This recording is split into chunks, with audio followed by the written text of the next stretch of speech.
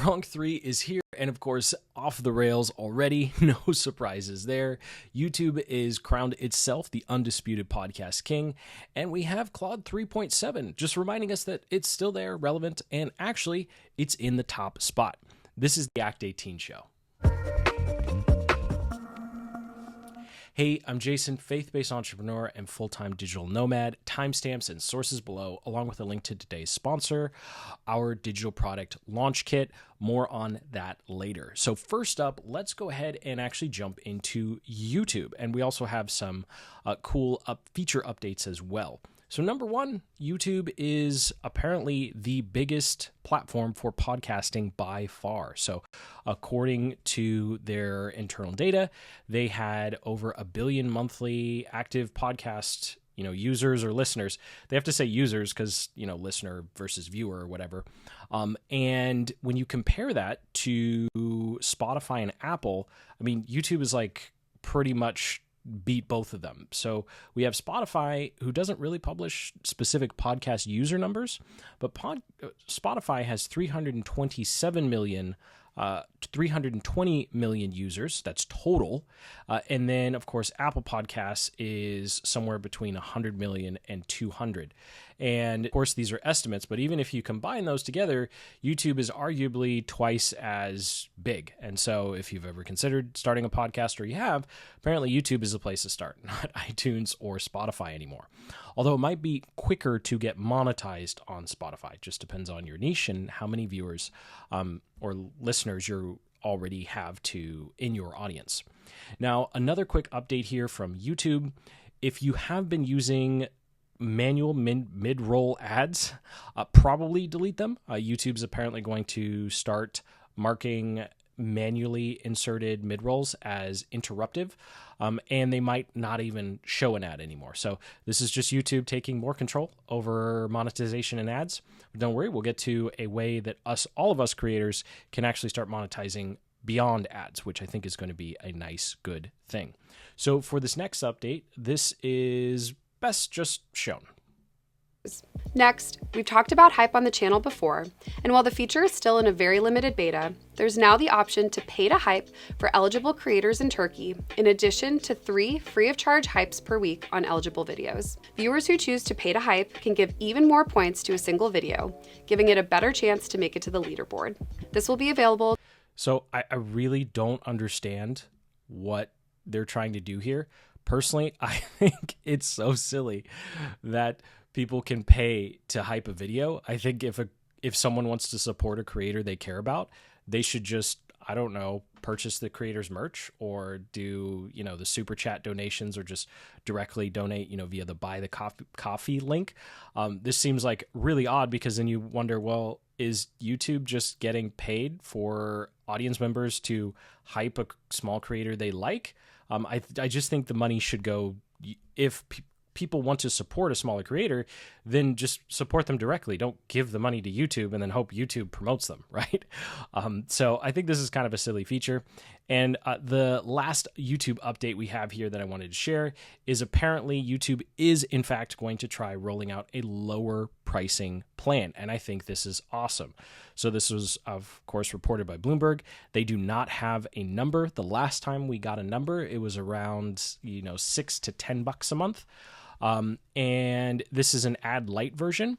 And I think what this is just conjecture, of course, but what I think they're doing here is YouTube is going to allow ad-free viewing of anything that's not from mainstream media. So if someone wants to listen to music or watch a music video, or if they are watching a video from a major, Hollywood studio, then ads are still going to run on that content, because YouTube doesn't want to pay for that licensing. But for the actual YouTubers, there won't be any ads, and then we'll somehow get a cut of that ad revenue, similar to how it works now. So all in all, I think this is awesome. I wanted for a very long time the connection between YouTube Music and essentially legacy media and the rest of actual YouTube creators to be severed, so that if someone wants YouTube Music, because based on the comments, a lot of people do actually want YouTube Music. Okay, awesome.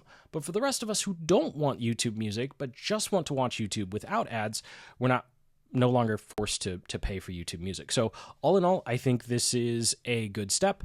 And of course, with YouTube being the top place for podcasting now, I think that's also going to help in terms of podcasters actually starting to get a more revenue share opportunities, especially since there's really not that many off. You have Spotify, and then you have YouTube, who pays creators directly, and the other platforms don't really do it. And even ones like X that are trying, the requirements are just so ridiculously high that 90% of creators just are never going to make it there anyway. So that does it for YouTube.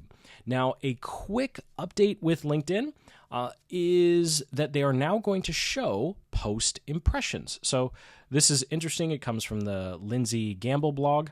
And essentially, he only has one screenshot here, but as you can see, if you comment on LinkedIn, you're actually going to start seeing your impression count. So LinkedIn is actually one of the only platforms that actually gives you credit for commenting, which I think is really nice, right? So something that we're looking at doing more of is actually posting LinkedIn content. And so you can see here, this is just going to be an impression count for you. And as he notes, no other platform really gives you credit for posting and actually engaging, which I think is actually a pretty unique way to go about it. So instead of spending all your time trying to broadcast and create content, LinkedIn will essentially give you credit and more visibility by just doing what you're supposed to do on social media, which is engage. Because if everyone is just trying to post their own stuff because they get no credit for engaging, it's kind of low. But if you can actually, without posting a couple times a day and just engaging with content that's already there, I think that's pretty cool. And it also helps with just engagement in general on the platform, because not everyone, myself included, wants to sit around thinking about LinkedIn posts all day. I'll do a couple a week, but that's pretty much it. But just wanted to share that with you because that is a pretty cool update. Now, when it comes to Grok 3, it's winning in the app stores right now. It is number one in a lot of places. So this is from X Daily, apparently showing the iOS store in the States. You can see it's number one in the Netherlands, and then it's also number one where I am right now in Japan. And so it's getting a lot of traction, a lot of momentum. And it of course, when you release something new and maybe you're trying to be more open than other platforms, you have some issues. But before I get into the issues that people have found, just a heads up that X is announcing that their pricing plans are going to adjust. So if you're paying X monthly, starting March 22nd, your monthly payment is going to go through the roof. So I highly recommend, if you're giving X any money right now, you're on any payment plan, just quickly go look so you don't, wind up finding that, you paid $15 last month, and then in March you wind up paying $40, right? So the pricing of X Plus and Premium, of course, has gone up dramatically to cover the cost of Grok. And while it is a good deal, if you're not an X content creator, some of the other AIs might still be a better priced, even though a lot of the benchmarks that Grok is putting out is saying that they're doing really well. Now, one of, I think, the best things that came out of Grok 3 is this deep research feature. So if you haven't tried it, there's a lot of examples over on X, of course. Just type in, Grok deep research or deep search, and you're going to find a lot of different examples from industries. But essentially, this can actually go out now, search the live web, not whatever database Grok already has, and then analyze, assess things, and bring things back for you. So this is essentially like a research assistant, and I think it's really cool. What's also really cool is if you were already paying for GPT, they now give us on the Pro plan 10 deep researches. So if you just want to try this out and you happen to be paying for GPT, of course, I'm on the $20 a month price plan. We now have at least 10. So just a heads up there.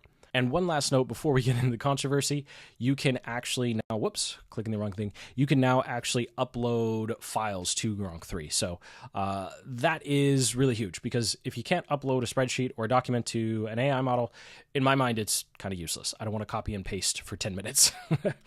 Now let's get into the bad news, right? So there's some issues with Grok 3. So the first one is someone found out that there had been some sort of back-end rule telling Grok to ignore sources that claimed that Trump or Elon were spreading false information. And I don't want to get too much into this because obviously XAI is going to say, hey, this was an employee who wasn't absorbed in our culture yet, and they were just trying to fix something. We didn't mean to do that. We've undone it. Of course, we have this screenshot showing that clearly Grok on the back end had a command that said, ignore all sources that mention Elon Musk / Donald Trump spread misinformation. Now, obviously, if you want a balanced view, you need both sides, right? Even if one side is just totally making stuff up, it's supposed to be on us, not the AI, to figure out what's truth and what's not. So that definitely doesn't look good, especially since Grok is trying to be the one AI that doesn't play these games, because I can tell you, the other AIs do. They definitely play those games. Yes, even DeepSeek plays those games too. So I think this is one of the most annoying things with using AI is in the back of our minds, we always have to keep in mind what are the either leanings or beliefs of the people who made the AI, right? Because AI technically can do everything we want it, but it is up to the people who've developed it to decide how far or what it is allowed to do or say. Of course, someone else had this. I'm not going to say it so YouTube doesn't get that in the transcript. But needless to say, sometimes AI gives us answers that aren't exactly great. And of course, the last one here that I kicked off the show with is apparently some people were able to get around some of the filters and get information that they're not supposed to have. I feel like this is a giant can of worms, though, because there's such a big gap between knowing how to do something and then actually going and doing it. And so I can't say that I'm a fan of a restriction of information of any kind, obviously, unless it's being stolen, right? But if it's not stolen information, you're just saying the information is dangerous. I think that in itself is dangerous, even if the information allows people to do something dangerous. That was a word salad. But essentially, I'm taking a pretty a point here of saying you need to be as open as possible. Even if AI gives answers like what we're looking at here, it's not the developer's job to decide what we can or cannot learn. So I realize it's really hard to defend when you're looking at these types of topics, but as we've seen countless times in other countries, as soon as you give someone the power to say what is okay to learn or say and what isn't, it goes off the rails. It's not a good idea. Now, let's go ahead and wrap up with Claude Sonnet 3.7. And I'm leaving this last because for whatever reason, poor Claude doesn't seem to get the attention that it deserves. It's kind of like GPT and Grok are talked about a lot. Then we have Google Gemini. Of course, we have, DeepSeek or I forget the one with the whale. I'm a little bitter about that because one of our logos looked similar to that. But according to Claude, their new model is way better than their old one. Of course, way better than everyone else's in terms of accuracy.